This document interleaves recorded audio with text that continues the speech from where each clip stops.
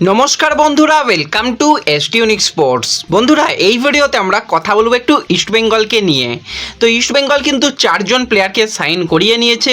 কাদেরকে নিয়ে ইস্টবেঙ্গল পরিকল্পনা করছে সিনিয়র দলে, কাদের আসার সম্ভাবনা রয়েছে, বিদেশি প্লেয়ার জর্জে পেরেরা ডিয়াজকে নিয়েও কিন্তু বড় খবর বেরিয়ে আসছে, সেগুলো মূলত আমরা আলোচনা করে নেব এই ভিডিওতে। তাই ভিডিওটা শুরু থেকে শেষ পর্যন্ত দেখো, আর ভিডিও ভালো লাগলে সকলে একটা করে লাইক করে দিও। আর যারা চ্যানেলে প্রথমবারের জন্য এসেছো, মনে করে চ্যানেলটাকে সাবস্ক্রাইব করে তার পাশের বেল আইকনটাকে অন করে রেখো, তাহলে তোমাদের প্রিয় দলের খেলার সমস্ত আপডেট তোমরা এখানে পেয়ে যাবে। আর যারা ফেসবুক পেজ থেকে ভিডিও দেখছো, মনে করে একটু ফেসবুক পেজটাকে ফলো করে নিও, তাহলে সমস্ত আপডেটই তোমরা ফেসবুক পেজে সবার আগে পেয়ে যাবে। তো চলো আর দেরি না করে ভিডিও শুরু করা যাক। তো প্রথমেই যদি আমরা একটুখানি জর্জে পেরেরা ডিয়াজকে নিয়ে কথা বলি, তো এই 33 বছর বয়সী আর্জেন্টাইন সেন্টার ফরওয়ার্ডের প্লেয়ার কিন্তু দুর্দান্ত ফুটবল খেলতে দেখেছি। প্রথমে তাকে দেখেছিলাম কেরালা ব্লাস্টার্স, তার পরবর্তী সময় কিন্তু মুম্বাই সিটি এফসিতেও দুর্দান্ত সে সিজন কাটালো। আর আজকে অফিসিয়ালি কিন্তু মুম্বাই সিটি এফসি তাদের বিদেশি প্লেয়ারকে ছেড়ে দিল। তো এখনও পর্যন্ত মুম্বাই সিটি এফসির জার্সি গায়ে 53 ম্যাচ খেলে 27টা গোল এবং 10টা অ্যাসিস্ট করতে দেখা গেছে এই জর্জে পেরেরা ডিয়াজকে। এবার ডিয়াজকে নিয়ে অনেক রকমই কথা চলছিল। একটা সময় শোনা গিয়েছিল যে ডিয়াজকে নেবার ব্যাপারে এফসি গোয়া চেষ্টা চালাচ্ছে, একটা সময় বাংলা ক্লাবের সঙ্গেও তার নাম জুড়েছিল। কিন্তু লাস্ট যেটা লেটেস্ট আপডেট বেরিয়ে এসেছিল, বেঙ্গালুরু এফসি তার সঙ্গে কথাবার্তা অনেক দূর এগিয়ে নিয়ে চলে গেছে। সম্ভবত ডিল ডান হওয়াটা শুধুমাত্র সময়ের অপেক্ষা। যদিও এখনও অফিসিয়াল সিগনেচার হয়েছে বলে সেরকম কোনো আপডেট নেই, কিন্তু অ্যাডভান্টেজ পজিশনে রয়েছে বেঙ্গালুরু এফসি।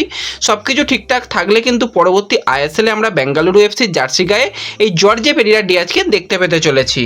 তো এরপরে বাকি আপডেট কিন্তু পুরোপুরি ইস্টবেঙ্গলকে নিয়ে। তো ইস্টবেঙ্গল কিন্তু আজকে 2জন প্লেয়ারকে সাইন করিয়ে নিয়েছে। সেই 2জন প্লেয়ারের নাম তোমাদের জানিয়েছিলাম, সেই প্লেয়ারদের নিয়ে পরে কথা বলছি। তো বেশ কিছুদিন আগেই তোমাদের জানিয়েছিলাম ইস্টবেঙ্গল 2জন প্লেয়ারকে সাইন করিয়ে নিয়েছে। তার মধ্যে প্রথম প্লেয়ার হচ্ছে 24 বছর বয়সী ডিফেন্ডার এই প্লেয়ার চাকু মান্ডি, যাকে কিন্তু আমরা ভবানীপুরের হয়ে খেলতে দেখেছিলাম। এছাড়া আরও একজন প্লেয়ার হচ্ছে বিজয় মুর্মু, তাকেও কিন্তু আমরা দেখেছিলাম ভবানীপুরের হয়ে খেলতে দেখতে। তো এই 2জন প্লেয়ারকে কিন্তু আমরা রিলায়েন্স ফাউন্ডেশন ডেভেলপমেন্ট লিগেও ইস্টবেঙ্গলের সঙ্গে যুক্ত থাকতে দেখেছিলাম।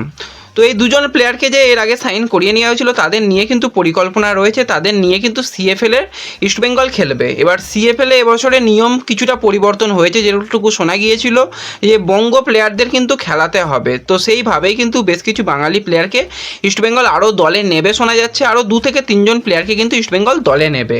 তো এছাড়া তোমাদের সকালেই জানিয়েছিলাম যে 21 বছর বয়সী অ্যাটাকিং লাইনের প্লেয়ার সুব্রত মুর্মু, তাকেও কিন্তু ইস্টবেঙ্গল সাইন করিয়ে নিয়েছে। সে কিন্তু ইউনাইটেড স্পোর্টিংয়ে খেলেছে। এবার যে প্লেয়ারটাকে নিয়ে একটুখানি অনেকেরই নানান রকমের প্রশ্ন ছিল, সেই প্লেয়ারটাকে নিয়ে একটু আলোচনা করে নিই।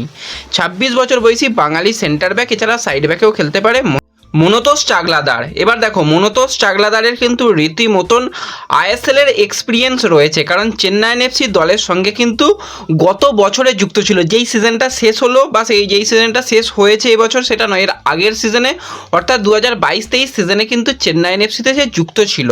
এবার প্লেয়ারটার মধ্যে কিন্তু সত্যি খুব ভালো কোয়ালিটি রয়েছে। এবার হয়তো অনেকে বলবে যে লাস্ট খেলছিল ডায়মন্ড হারবারে, সেখান থেকে ইস্টবেঙ্গল কেন তাকে সিনিয়র দলের জন্য নেবে। এবার দেখো, এই মুহূর্তে এরকম একটা পরিস্থিতি হয়েছে যে সেন্টার ব্যাক কিন্তু ইস্টবেঙ্গলের লাগবেই, কারণ লালচং নুঙ্গাকে নিয়ে পুরো সিজন যদি ভাবা হয় সেক্ষেত্রে সমস্যা বাড়বে। কারণ বড় টুর্নামেন্ট, বড় সিজন, আর লালের পারফরমেন্স কোনো ম্যাচে ভালো থাকে তো কোনো ম্যাচে কিছুটা হলো তার একটু যেন কমতি লাগে, এরকম একটা তার পারফরমেন্স থাকে। কিন্তু ব্যাকআপ অপশান হিসেবে গুরসিমরাত রয়েছে, কিন্তু তাকে একটা ম্যাচেই ব্যবহার করা হয়েছিল, পারফরমেন্স আহামরি ইমপ্রেসিভ ছিল না। এবার এই প্লেয়ারটা আইএসএল এক্সপিরিয়েন্স প্লেয়ার এবং দীর্ঘদিন কিন্তু ফুটবলের মধ্যে রয়েছে, উচ্চতাটা ভালো, বডি স্ট্রাকচার ভালো, সমস্ত কিছু কিন্তু ভালো। এবার এই প্লেয়ারকে কিন্তু ইস্টবেঙ্গল 2 বছরের কন্ট্রাক্টে সাইন করিয়েছে। মূলত আপাতত যেহেতু সিএফএল রয়েছে, সিএফএল খেলানো হবে এবং সিএফএল থেকেই কিন্তু তার সরাসরি সিনিয়র দলের ডাক পাওয়ার সম্ভাবনা অনেকটাই রয়েছে। আমরা তো গত বছরেও ইস্টবেঙ্গলকে দেখেছিলাম যে সৌভিক চক্রবর্তী সিএফএল দলের সঙ্গে যুক্ত ছিল। মানে কি, সৌভিক তো চাইছিল যে আমি নিজে একদম পুরোপুরি ফিট হয়ে মেন দলের সঙ্গে যুক্ত হই। এছাড়া সায়নের মতন প্লেয়ার, ভিজনুর মতন প্লেয়ার, জেসিনের মতন, আমনের মতন প্লেয়ার, তারাও কিন্তু সিএফএল খেলেই সিনিয়র দলে ডাক পেয়েছে। তো প্লেয়ারটার কিন্তু বয়স মাত্র 26 বছর। তো সেক্ষেত্রে যদি নিজের পারফরমেন্স ঠিকঠাক রাখতে পারে, সেক্ষেত্রে কিন্তু এই মনোতোষ চাগলাদারকে আমরা আইএসএল স্কোয়াডেও দেখতে পেতে পারি ইস্টবেঙ্গলের সিনিয়র দলে আসার সম্ভাবনা অনেকটাই রয়েছে। গত বছরে আমরা দেখেছিলাম অতুল উনিকৃষ্ণান, তাকে রাখা হয়েছিল কিন্তু ইনজুরির কারণে তাকেও ছেড়ে দিতে হয়েছিল। তো ওই জায়গায় স্কোয়াডে কিন্তু একটুখানি অভাব লক্ষ্য করা যাচ্ছিল। সেই জায়গায় কিন্তু আমি অন্তত বলবো এই যে সাইনিংটা হয়েছে, খুব ভালো সাইনিং কিন্তু ইস্টবেঙ্গল কমপ্লিট করে নিয়েছে। তো দেখা যাক পরবর্তী সময় কীরকম পারফরমেন্স করতে পারে, সবটাই তো পারফরমেন্সের উপর নির্ভর করবে। পারফরমেন্স যদি ভালো হয় তো সেক্ষেত্রে ইস্টবেঙ্গল কিন্তু একটা ভালো ব্যাকআপ অপশান লালচুংনুঙ্গার পেয়ে গেল, সেটা বলাই যায়। এরপর যদি আমরা একটুখানি বেঙ্গালুরু এফসিকে নিয়ে কথা বলি, তো বেঙ্গালুরু এফসি কিন্তু অফিসিয়ালি তাদের দুজন গোলকিপারকে টাটা বাই বাই জানিয়ে দিয়েছে। প্রথম গোলকিপার হচ্ছে 24 বছর বয়সী ভারতীয় গোলকিপার অমৃত গোপী। তো অনেক দিন ধরেই কিন্তু অমৃত গোপী দলের সঙ্গে যুক্ত ছিল, কিন্তু কখনোই সুযোগ পায় না, তাকে কিন্তু টাটা বাই বাই জানিয়ে দেওয়া হয়েছে। এছাড়া বিক্রম সিং 30 বছর বয়সী গোলকিপার, তাকেও কিন্তু টাটা বাই বাই জানিয়ে দেওয়া হয়েছে। তো সেই জায়গাতে কিন্তু বেঙ্গালুরু এফসি তাদের নতুন গোলকিপারকে সাইন করিয়ে নিয়েছে।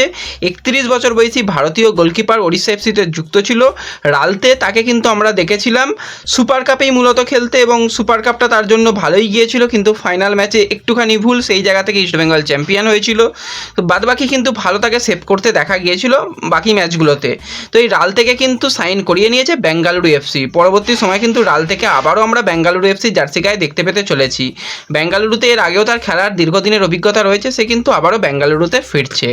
তো এই ভিডিওতে এটুকুই আলোচনা করার ছিল। ভিডিও ভালো লাগলে ভিডিওতে লাইক করে দিও, চ্যানেলে প্রথমবার এলে মনে করে চ্যানেলটাকে সাবস্ক্রাইব করে দিও, ফেসবুক পেজ থেকে ভিডিও দেখলে ফেসবুক পেজটাকে ফলো করে নিও, এবং ভিডিও একটু সকলের সঙ্গে শেয়ার করে দিও। তো দেখা হচ্ছে পরবর্তী ভিডিওতে। ধন্যবাদ।